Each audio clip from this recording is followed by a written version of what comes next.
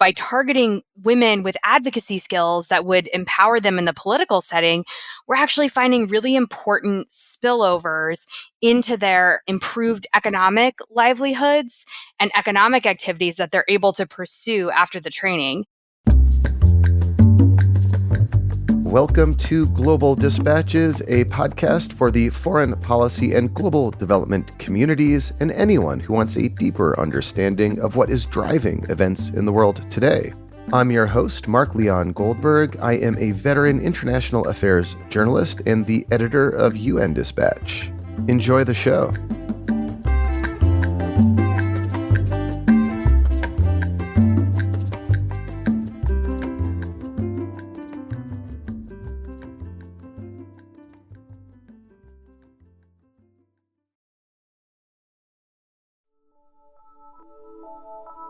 Today's episode is produced in partnership with the CGIAR Research Initiative on Fragility, Conflict, and Migration for a series that examines what works to improve the well-being of people in fragile and conflict-affected settings. CGIAR is a global partnership that unites international organizations engaged in research about food security.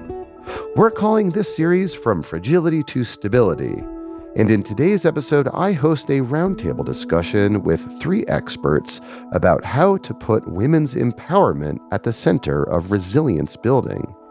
You will hear from Vivian EfemBassey, Programs Management Specialist in the Women's Rights Unit at ActionAid in Nigeria; Sarah Hendricks, Director of the Policy, Program, and Intergovernmental Division of UN Women, who also serves as the head of the Secretariat for the Secretary General's Gender Equality Acceleration Plan; and Jordan Kyle, Research Fellow at the Gender and Inclusion Unit at the International Food Policy Research Institute. To access this episode and others in our series, please visit globaldispatches.org. Enjoy the conversation.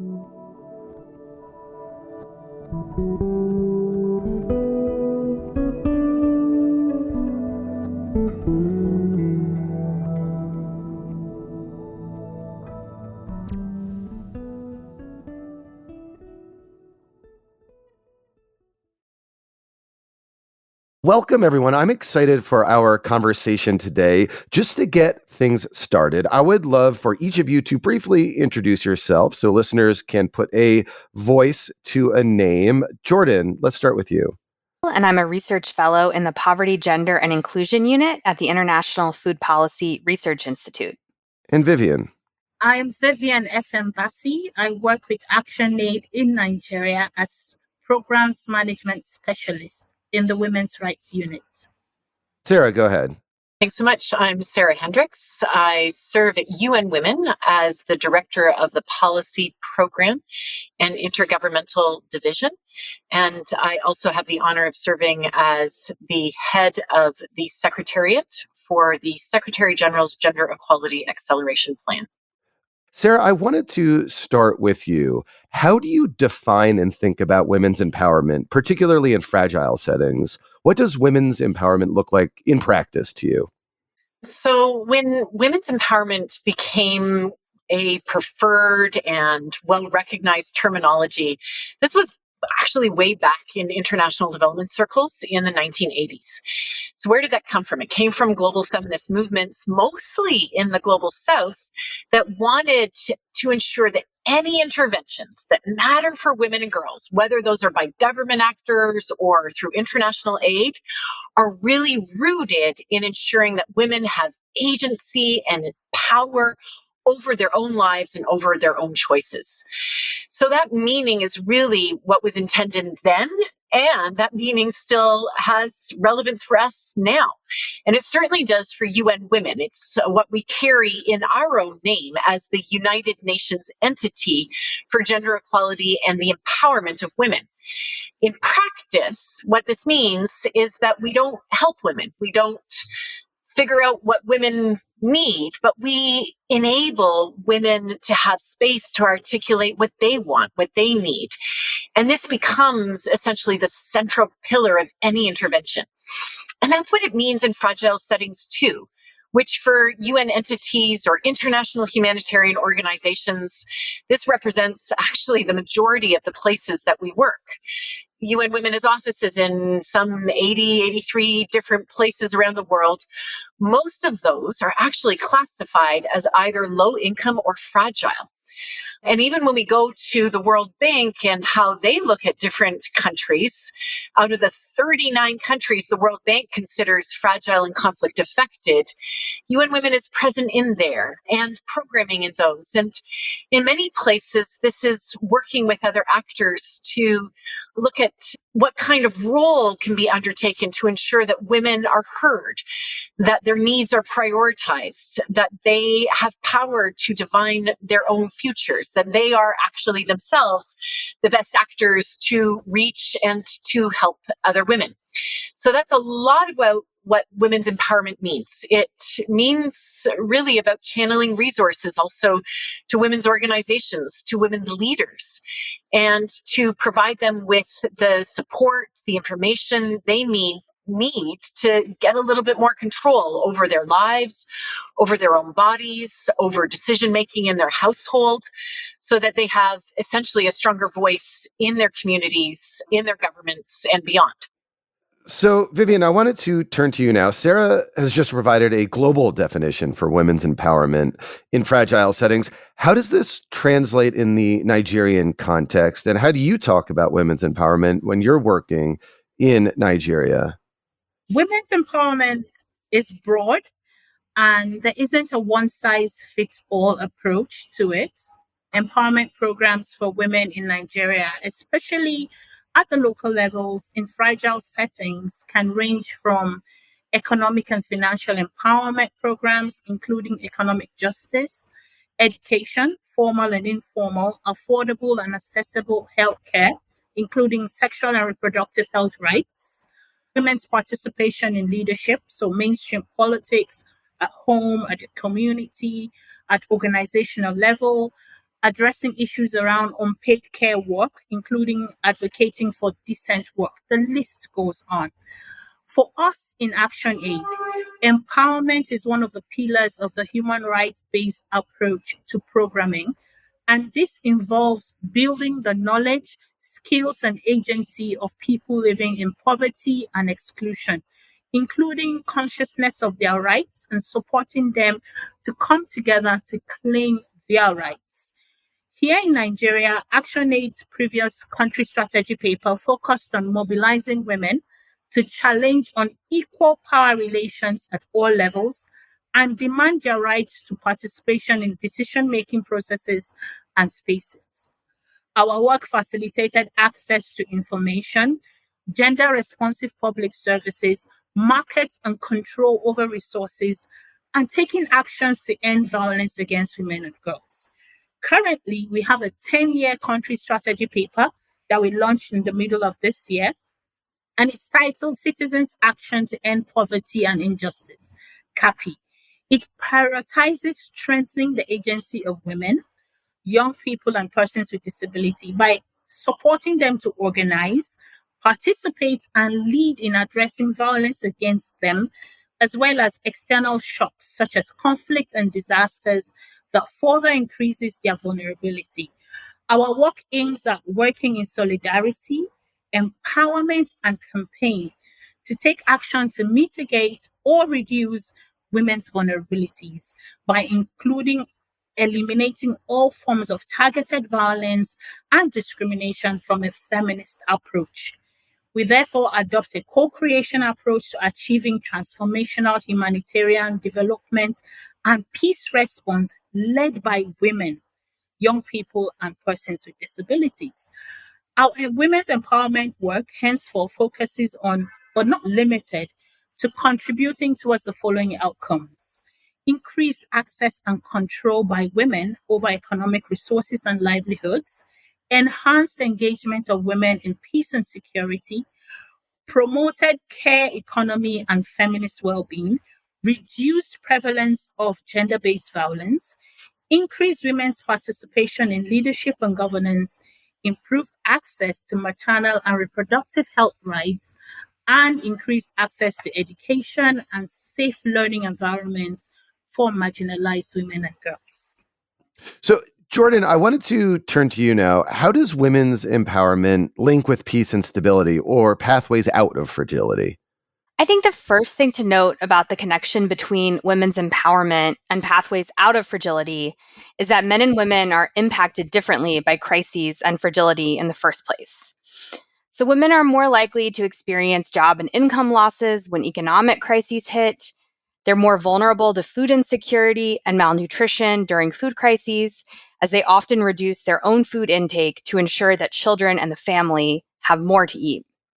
In many settings, girls drop out of school at higher rates when crises hit. Crises also trigger spikes in gender-based violence. Gender-based violence in some settings is a weapon of war intended to terrorize communities.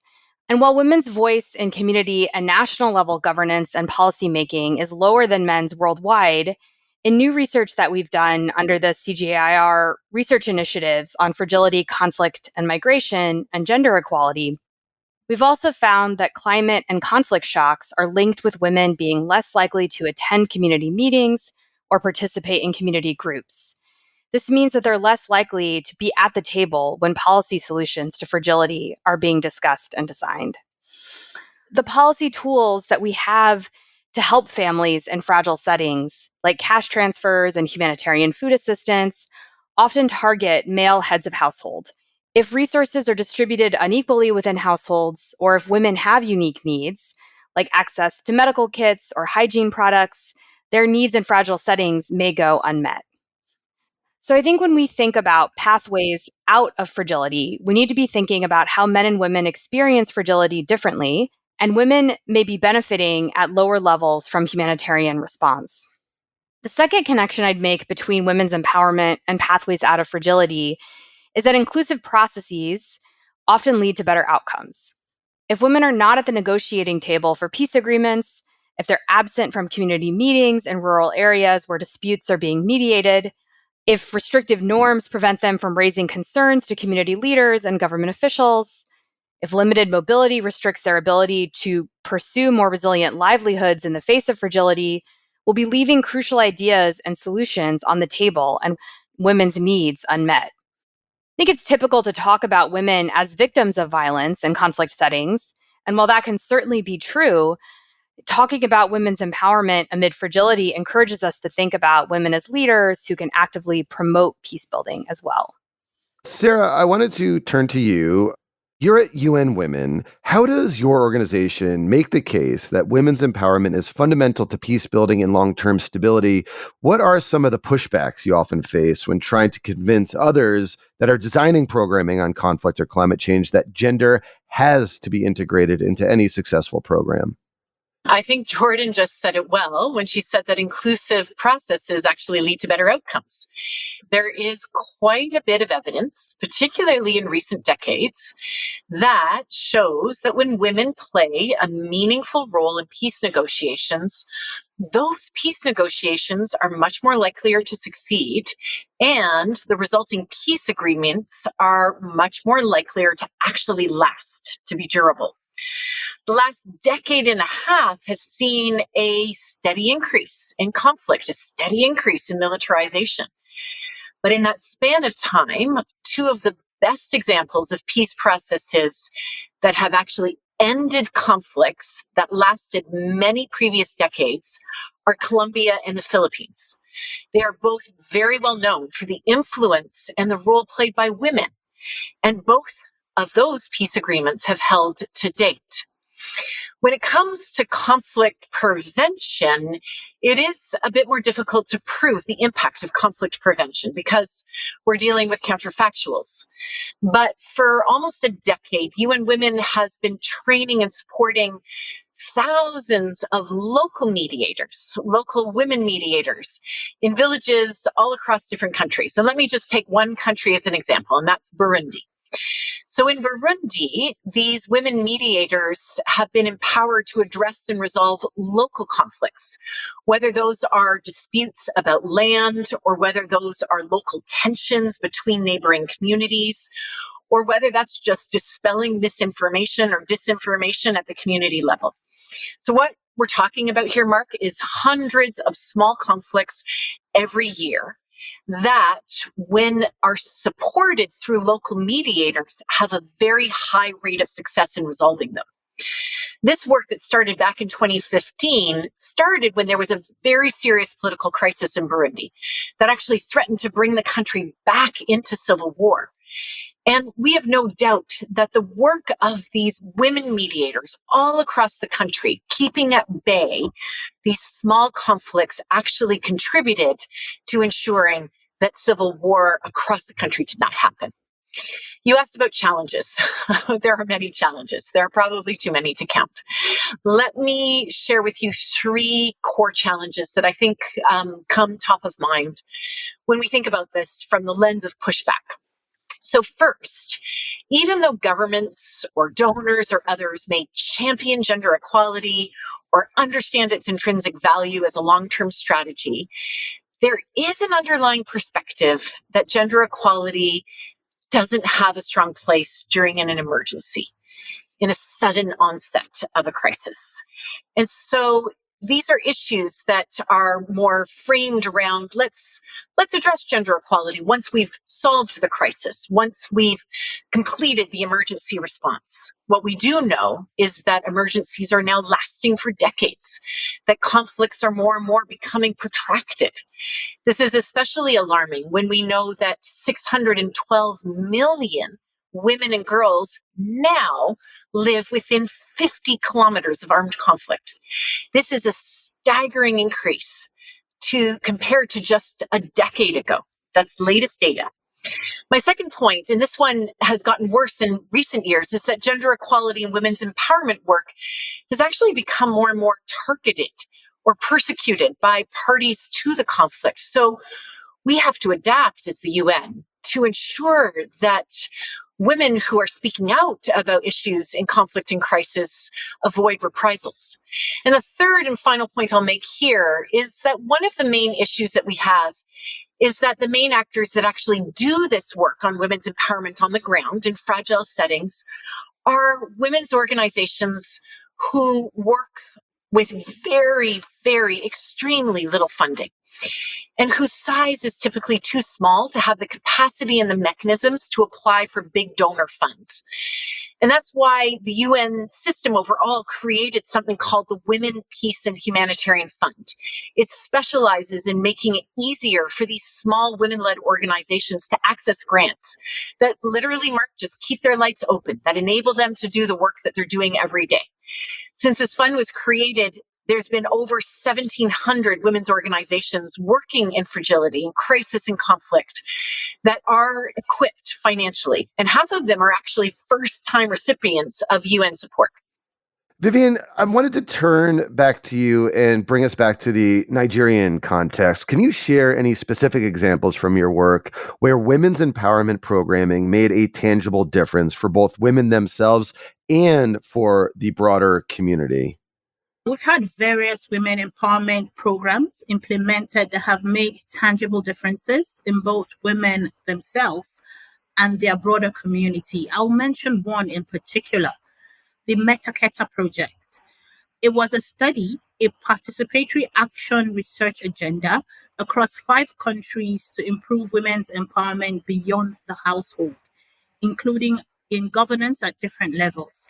Specifically, it proposed to test whether a training intervention designed to strengthen women's sense of collective efficacy and leadership skills would improve their voice and agency in local political engagement via a randomized control trial implemented in 3 southwestern states in Nigeria: Ogun, Osun, and Oyo states. Of course, Nigeria was one of the 5 countries. So in 2022-2023, ActionAid partnered with researchers from the International Food Policy Research Institute, UC Berkeley, and UC San Diego, who were the initiators of the research, and funding came from IPFRI, the International Food Policy Research Institute, and Evidence in Governance and Politics, EGA. The study involved community mapping, community entry, development of a training curriculum for women and their spouses for men, including piloting them, validating them, and producing them. We had scoping exercises and development of parameters for selecting women. Women were encouraged to mobilize and form women action committees. There were training of community trainers, and there would be trained women in their committees and men. And of course, we monitored and evaluated the project. Now, the unique thing about this project was a training curriculum for women. In particular, it addressed issues such as civic education, making common grievances salient, increasing a sense of women's group identity, understanding how men can support women, and increasing perceived efficacy. This training was deployed in 6 sessions at 1 session per month, with room or space given for the women to implement take-home assignments. What were the key outcomes and results recorded? In 450 hard-to-reach rural and semi-rural communities across these 3 project states, the collective efficacy of 300 women action committees was strengthened through this 6-month training period using the curriculums. And these trainings, learnings from these trainings activated the women's agency, leading to almost immediate strategic actions in which they engage with their duty bearers to demand for identified collective needs. They got to have solar-powered streetlights for the first time with links to their household so they could watch television, power on their radios as well. Another community came together and developed improved varieties of vegetable seeds and loans. In another community in Ogun State, the Women Action Committee reported willingness and increased participation in childcare by their husbands due to their participation in the men's training, because the study was in such a manner that some women were trained and their spouses were also trained as well. Sarah, I wanted to turn to you now. Have you seen any disconnects between the needs expressed by women you work with on the ground in these settings and the programs that get designed to serve them? And how do you think we could do it better? In surveys of conflict-affected women, economic empowerment tends to be much more important for people, interestingly, than political empowerment, than justice, than security, or even than the change in social norms. And this actually could sound quite surprising. So investing in women's economic security and opportunities, both at the time of transition from conflict to peace, as well as during a conflict itself, has been a consistent recommendation in terms of both conflict prevention strategy and as an effective relief and recovery intervention itself. Crises affect women disproportionately because they lose their jobs first. They eat less. Women take up additional unpaid care responsibility. They face discriminatory gender norms that really stand to prevent women's access to land, to property, to inheritance, to having a bank account, to owning a mobile phone, to getting credit from the bank, all of these things. And yet, it is actually the economic needs and the economic contributions of conflict and crisis affected women that are still incredibly absent from many peace agreements, as well as absent from immediate and long-term recovery and reconstruction plans. For example, few national action plans on women, peace, and security across the world, and there are 107 countries that have national action plans on women, peace, and security, actually have any substantive measures for women's economic security in them. So fundamentally, it's economic empowerment initiatives that target women in conflict-affected settings, really, that we see are too small, they aren't at scale, so they can't benefit women, or at worst, they reinforce the very economic systems that left some of its most productive members behind in the first place, that is women. The most glaring area we see here in terms of space in women's economic lives is actually addressing unpaid care. This is the care work that women do that's often missing from economic recovery strategies in conflict affected countries. Despite what we know and what we often know quite personally, what this means for women's empowerment. Similarly, just to sort of switch gears, another example is that a lot of the work that the UN does in conflict affected settings is all about transitional justice. And there are actually disconnects that we're struggling with here as well. One is that the transitional measure that women demand most is the one they get least, which is reparations.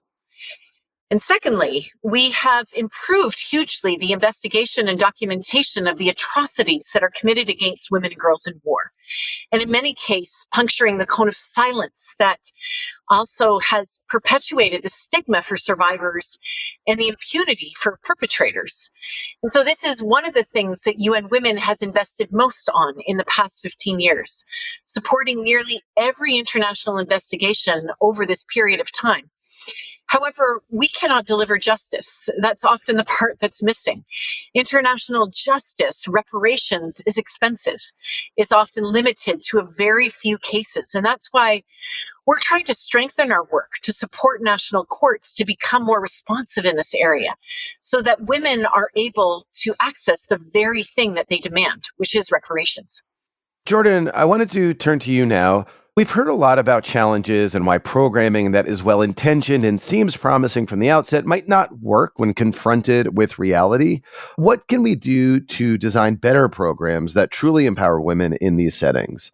Thanks, Mark. And I want to start off by linking back to something that Sarah just said, which I found really fascinating about the prioritization by women that they're seeing in survey data of economic empowerment programming over other types of programming.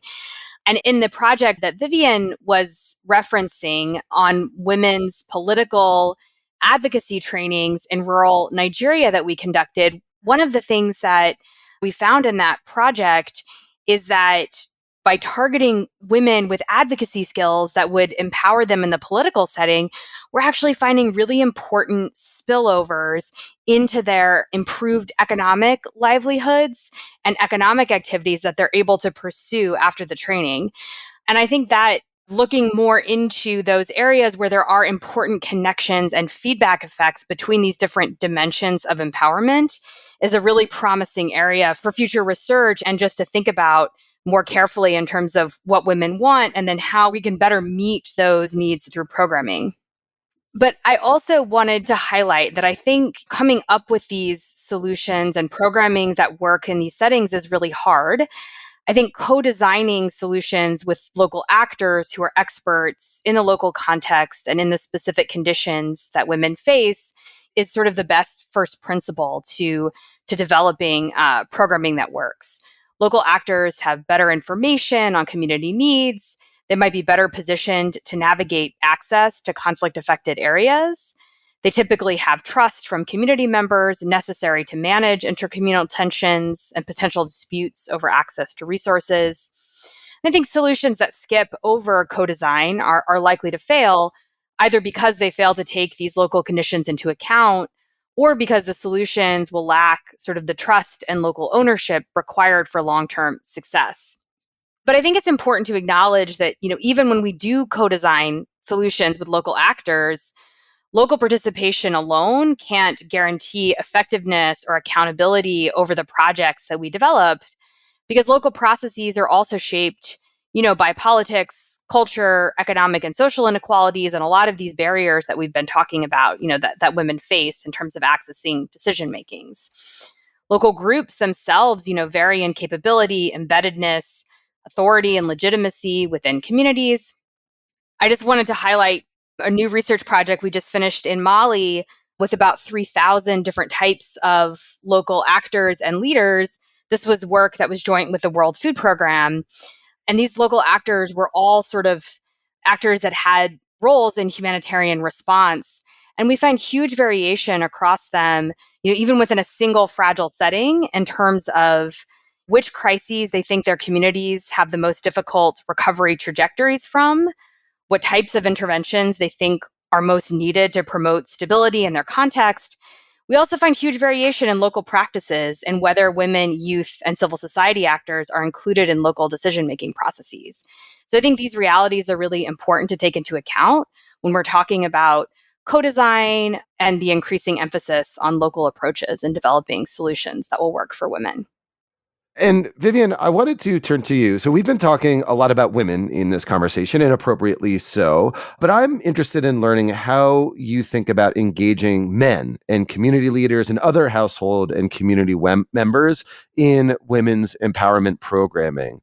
What are some of the benefits or potential costs of doing so? I strongly believe that engaging men, community leaders who usually are mostly men as well, in women's empowerment program adds value to the process. It promotes acceptance and sustainability. It's rather unfortunate that patriarchy persists. In some parts of the world, men still have and may continue to have power and influence over women in their communities and households. So, involving men should entail bringing them on board as allies and advocates for women's empowerment and gender equality. When men are brought into the conversation, there is a tendency that the entire community would agree to somewhat support women's development because the men have put their back on it, the men have put their stamp on it, the men have approved it. It is important that, however, men do understand that empowering women doesn't emasculate them, how it strengthens partnership for social change and impact. Women aren't being empowered to take away the positions of men, but rather to complement efforts. If this is known and accepted, just as happened in the Metaketa project, where the men that went through trainings alongside their wives got to understand why it is important that women should be empowered and the value that empowered women can bring to themselves as individuals, to their immediate and extended families, and to their communities. They will throw their support behind the women once they know that they are not being challenged, their positions are not being fought for. Men will throw their backs and support women. Therefore, to a large extent, the backlash that we have experienced over the years would be reduced to a minimum. We won't say it will end automatically, but it will gradually reduce when men begin to understand the value that women's empowerment brings to their families and the larger society. Will it cost more? Yes, because specific interventions would need to be designed into women's empowerment programmings that include men. However, if these programs are designed strategically, there will be considerable value of money recorded when the outcomes and the impacts start rolling in. However, though, a note of warning, it is important to ensure that such interventions within the empowerment program center on women and not lose focus on women as primary. And Sarah, we are going to turn to you for the final word on the always critical question of funding. If you could materialize more funding for women's empowerment in fragile settings, how and where would you spend it? Are there any knowledge gaps that we need to fill in order to know more about how to invest scarce resources well, or to make programming work better for women? Number one, we could materialize funding by redirecting some of our focus away from transnational security and international legal institutions, which has dominated the last 2 decades of research and funding, and drive that funding, those resources, much more towards social movements, towards women's rights organizations working on the ground, and towards social norm change, really in service of the male engagement strategies as well that Vivian has just highlighted. Secondly, we've focused a lot on global capitals, on the main cities in conflict-affected countries. That's what you see when you turn on your television. But neither the information, nor the funds, nor the policy implementation, nor the services typically actually reach the remote areas in a country. The remote areas that experience the greatest challenges, the ones that often exist outside the scope of influence of governments or of international actors. This too can and should change. And number three, we're still really rather blind about how much official development assistance or government funding actually targets or benefits women, particularly in the context of fragility, conflict, and crisis, and in what specific areas. That also needs to change.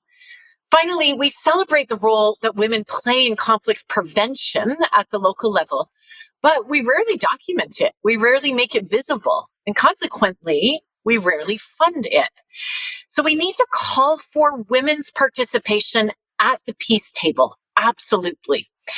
But when we do so, and it is almost 2025, and we still do not systematically count publicly and in real time the number of percentages of women in every peace process, in every commission set up to implement peace agreements, whether to deliver post-conflict recovery or to advance a political transition. Instead, the world is often working with incomplete information. So this is something that UN Women is working to see change in the near future. It's something I think we need to drive resources at. And I hope that all partners will support this to make it happen for 2025 and beyond. Well, thank you, Sarah, and thank you all for this great conversation today. It's been fantastic. Thank you for having me. Thank you.